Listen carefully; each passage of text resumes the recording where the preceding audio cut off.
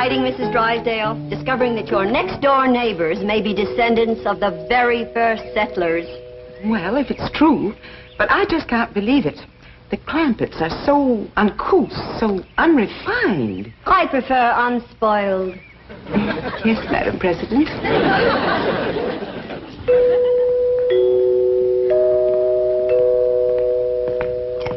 Jethro, did you ask your teacher over to Pot School about that music like I told you? Oh, yes, sir, Uncle Jet. She explained it to me, and I got it all wrote down.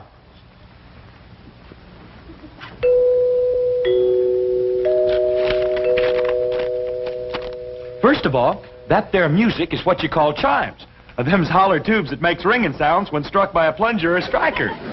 Say. Oh, yes, sir. Now then, there is a reason why them chimes only ring when somebody comes to the door. Like as if there was a lookout up on the roof of watching. That's right. You see, there is a little button, and pushing that button makes that plunger hit them chimes. Doggy. So whilst you go ahead and go to the door, I'm going up on the roof and catch that rascal that's pushing that button.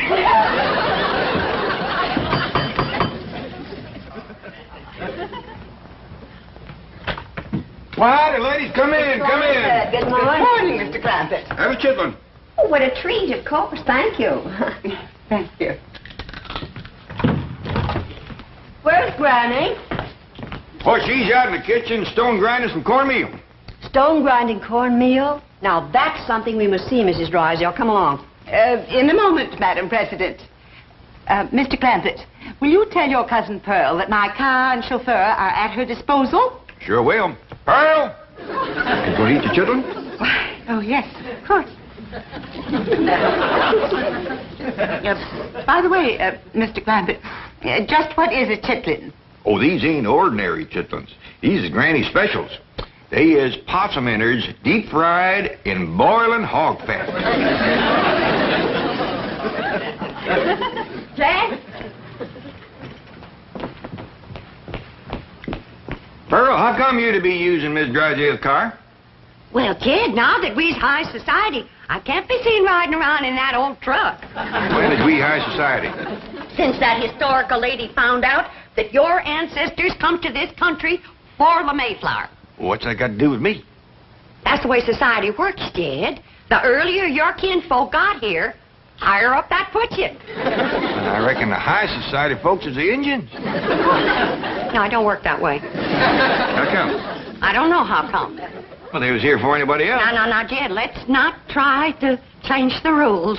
Let's just start enjoying the game. Up to now, Mrs. Drysdale's treated us like wet dogs at a wedding. Yeah, it's kind of warmed up. Warmed up? She can't do enough. Why, she's having her chauffeur take me to all the fancy stores and then to her beauty saloon.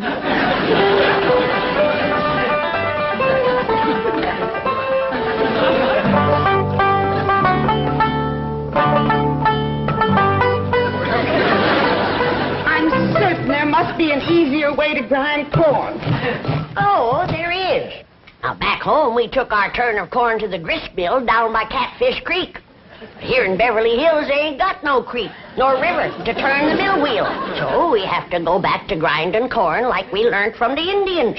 But surely any supermarket would... Mrs. Drysdale, this is a priceless experience. A direct contact with the past. You can read about these things.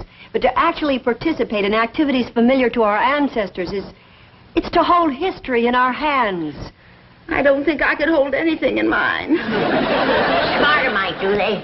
I'm afraid they do. Isn't it shameful how soft we've gotten?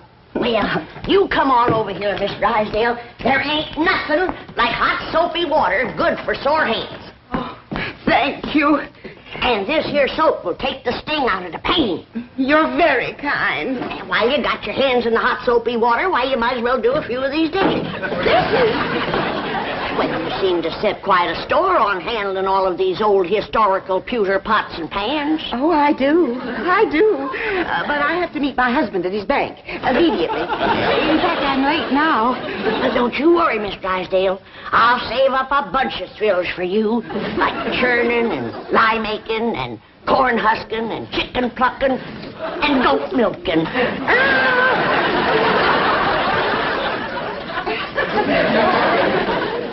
My days! She does enjoy it. Did you see her run so she could hurry back?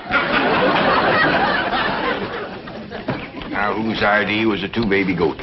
Ellie Mae's. If I didn't know. I declare, girl, you are the limit when it comes to dragging home critters. All I sent you for was a couple of chickens and a milking goat for Granny. I know, Pa, but these little rascals cried something awful when we commenced to taking their ma away from them.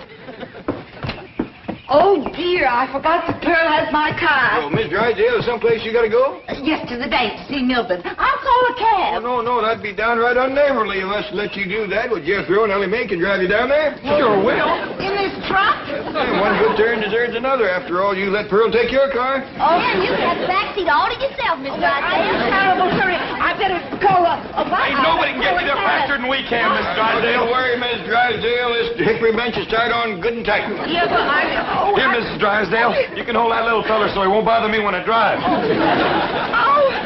Now, remember, she's in a hurry, but drive careful, Jethro. I better not go with you.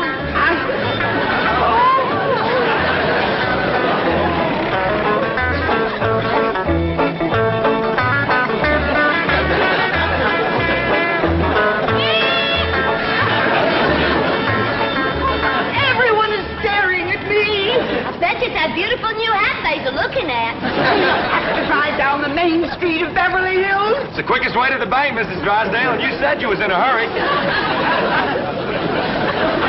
One side, everybody, get out of the way. Please. We're doing the best we can, Miss Drysdale. Get out of the way. That's ridiculous, Miss Drysdale, making noise like a siren. Come on, move over.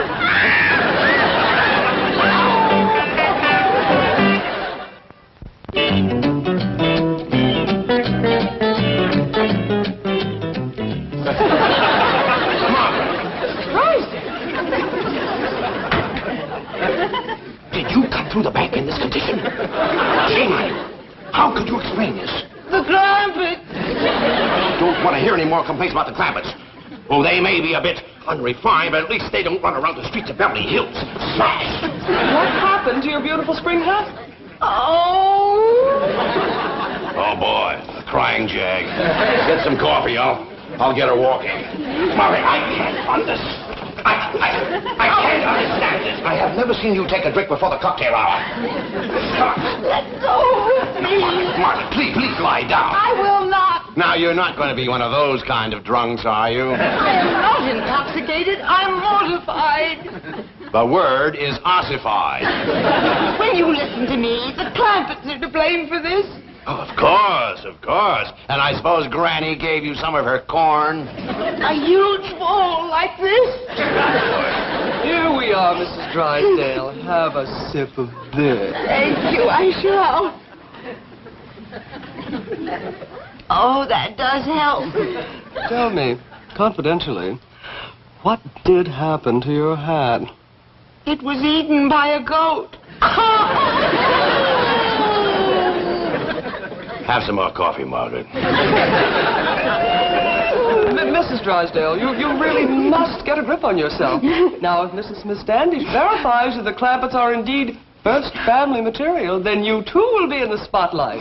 I'll be in the hospital. So help me, if those uncouth hillbillies become my social peers, life will cease to be worth living. Oh, Miss Hathaway, take me home.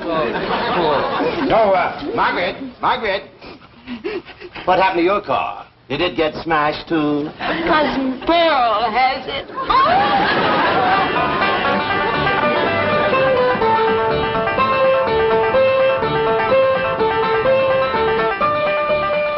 Can you get Miss Drysdale down to the bank all right? Sure did, Uncle Jed. We got the goat tied out back in the kitchen.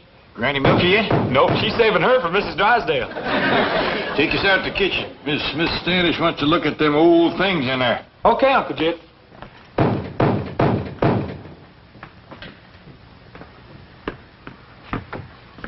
Well, come in, whoever you are.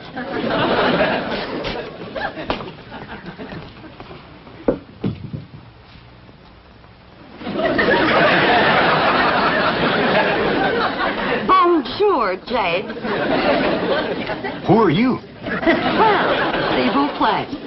Pearl who? Your cousin. What did they do at you at that beauty saloon? That salon, s'il vous plaît. And they made me glamorous. They ruined your hair. They took out all the color in the curl, too. This ain't my hair. This is what you call a flatter wig. All them high society women is wearing them now.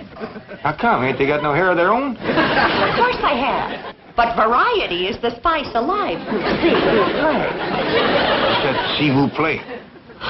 I thought you'd never ask. That's our strengths. What does it mean? I don't know. But all them society women in the beauty salon kept saying it to the fellas that was fixing their hair. I tell you, Jed, we gotta learn us some French if we're gonna be in high society. Mr. Chauffeur, you may go, s'il vous plaît. Very good, madam. Good day, sir. Yes, sir. Sure is, if it don't rain. That's the way to live. A big limousine and a livered chauffeur. And then folks just know you's high society. All you gotta do is say a few of them French words, and they go to bowing and scraping all over the place. What's all this stuff? Them surprises for everybody. High society prizes. You ain't getting me in one of them wigs. Uncle Jed, Granny wants... Bonjour, monsieur. Who's she? I'm your ma. S'il vous plaît, that's all. Ma? Where'd you learn how to speak Italian? Hey, Granny! Ellie Mae! Come look at Ma. She fell head first in a flour barrel. We got our work cut out for us, making high society out of that one. S'il vous plaît that again.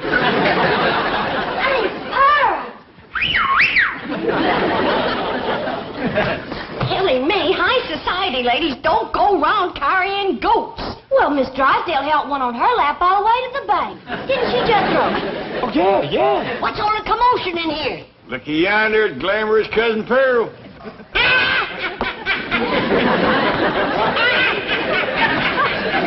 Would you kindly tell me what is all so fired funny? You wouldn't know a high society woman if you'd see one. Well, I sure don't see one around here. Hey, look at all the fine surprises here Cousin Pearl brung for us. What'd you bring for me, Ma? Now, you find out. Now, I did a lot of checking today, and I found out that high society folks, especially rich ones like us, they have what you call hobbies. Hobbies and sports. What's them? Them things to keep them busy, 'cause they don't do no work. Well, that lets me out. No, Granny, it's all right to work, long as the other high society people don't know you work. See, high society folk is always bored. How come? I ain't sure. Probably 'cause they don't work. Well, why don't they just work and not bother with, Now, Jed, let's not go to changing the rules again. We're just getting into the game. All right, Pearl, tell us what you want to do. Well, Mrs. Smith Standish said they might be wanting to take our picture for the high society page in the newspaper. So I figure we gotta look like high society. Now, all of you go and put your clothes on, and when Miss Smith Standish sees us, she won't have to be shamed. I don't think I want to get mixed up in this nonsense. Granny, please. Oh, come on, Granny. Since it pleasures Pearl so much, it can't hurt us none. Besides, Pearl knows a lot more about high society than we do. Thank you, dear.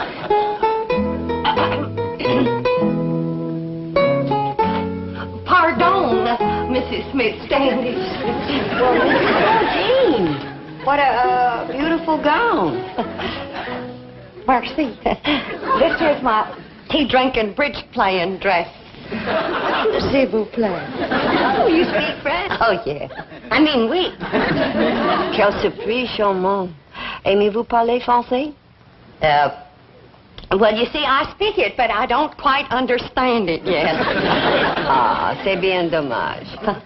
Mrs. Smith Standish,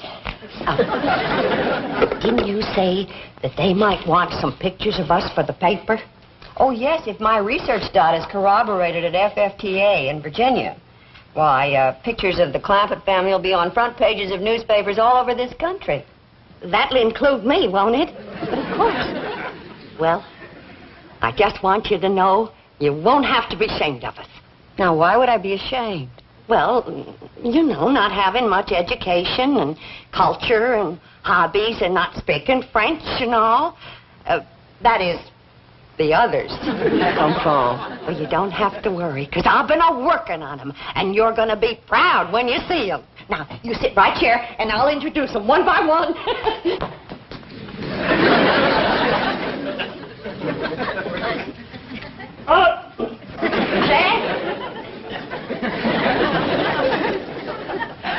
Mrs. Smith-Standish, it gives me great pleasure to present my blood cousin, that international millionaire and high society sportsman, Mr. J.D. Clampett. Jed!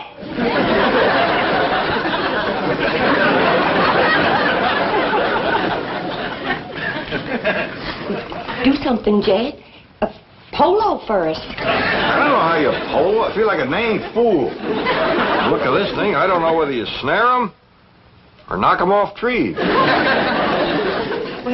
you go and sit over there, Jed. We'll be drinking tea and playing bridge directly. Granny, you're next. And now it gives me great pleasure to present that famous high society dowager and international sportswoman, Granny, whose favorite hobby is big game hunting in darkest Africa.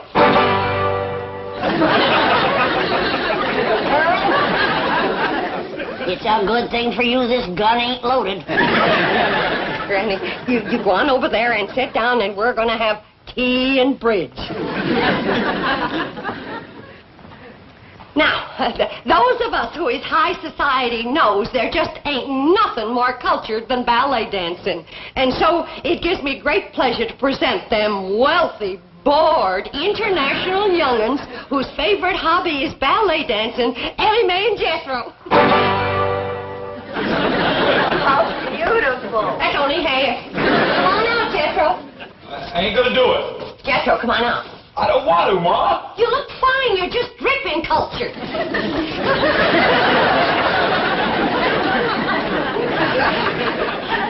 Mrs. Bodine, Jethro shouldn't be wearing this tutu. See, Ma? I told you. Well, I know it ain't big enough, but it's fine for the picture. No, wait a minute. Wait. We ain't got tea and bridge yet.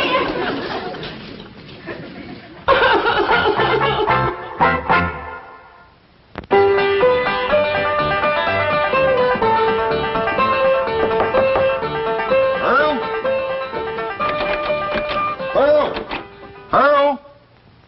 Go away. Oh, Pearl, come on out. Don't sit in there and sulk. Miss Standish wants us to show her how to do the Virginia reel. You show it to her. I ain't in no mood for dancing. Oh, we can't dance it without you. Come on, everybody's getting all dressed up. I had you all dressed up and you run out on me. Pearl, we just ain't ready for society that high. Now, Miss Standish wants us all to get dressed for reeling.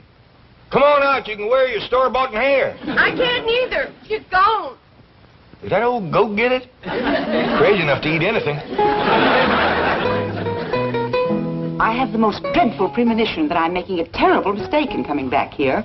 Oh, think of your career. Mrs. Smith-Standish has virtually promised to support your candidacy for West Coast Vice President of the FFT of A. Margaret Emerson Drysdale, Vice President of the Women's Federation for the Preservation and Perpetuation of the First Family Traditions of America. West. Does rather roll off the tongue, doesn't it? It has a ring to it. But I promise you, here and now, I'll wash no more dishes, I'll grind no more corn, and I'll make no more soap. These aristocratic hands were only meant to hold a vice president's gavel.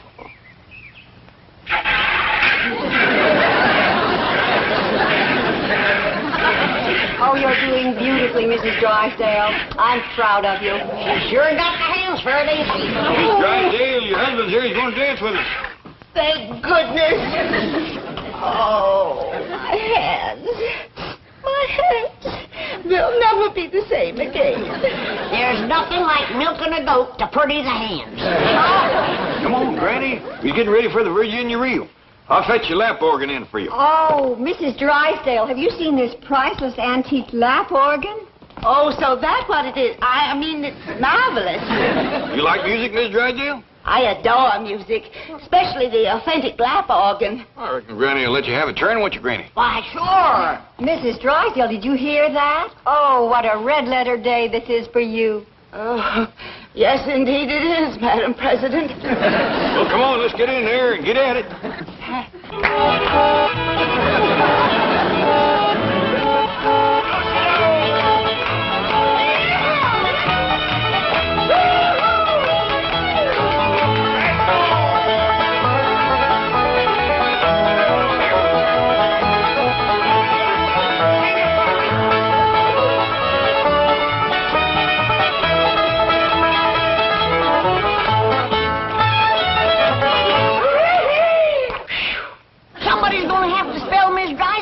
She's all pumped out. Excuse me. This is Miss Standish. I'm wanted on the telephone. It's long distance from Virginia. Oh, that's headquarters. Mr. Clampett, if our genealogical records confirm those entries in your family Bible, you will make headlines from coast to coast. Your pictures will be in every newspaper. As direct descendants of the first family to settle Jamestown, you'll be celebrities, all of you. You'll be on radio, television, flown to New York for a ticker-tape parade, then on to Washington to meet the president, address a joint session of Congress. Statues will be erected of you. Excuse me. The telephone? Let her roll, Miss Hathaway. Oh, she's right. I've got to come down to earth long enough to get confirmation. Excuse me. Mrs. Smith Standish speaking. Yes? Yes. Oh, well, that was the entry in the old Bible I couldn't quite make out. Oh, well, Mr. Clampett is right here. I'm sure he'll be able to give us confirmation immediately. Mr. Clampett, if your great-grandfather's name was Ezekiel, you are the Clampett the world is waiting to discover.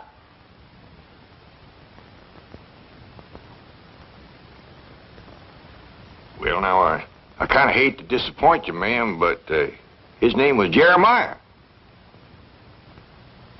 I could have told you that, Madam President. Not for one moment was I fooled. I'm sorry. No, there seems to have been some kind of a mistake. Jed?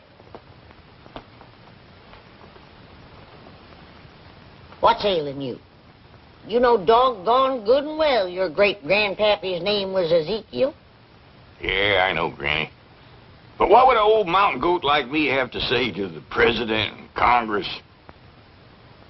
Come on, everybody, let's have another Virginia reel. Yeah!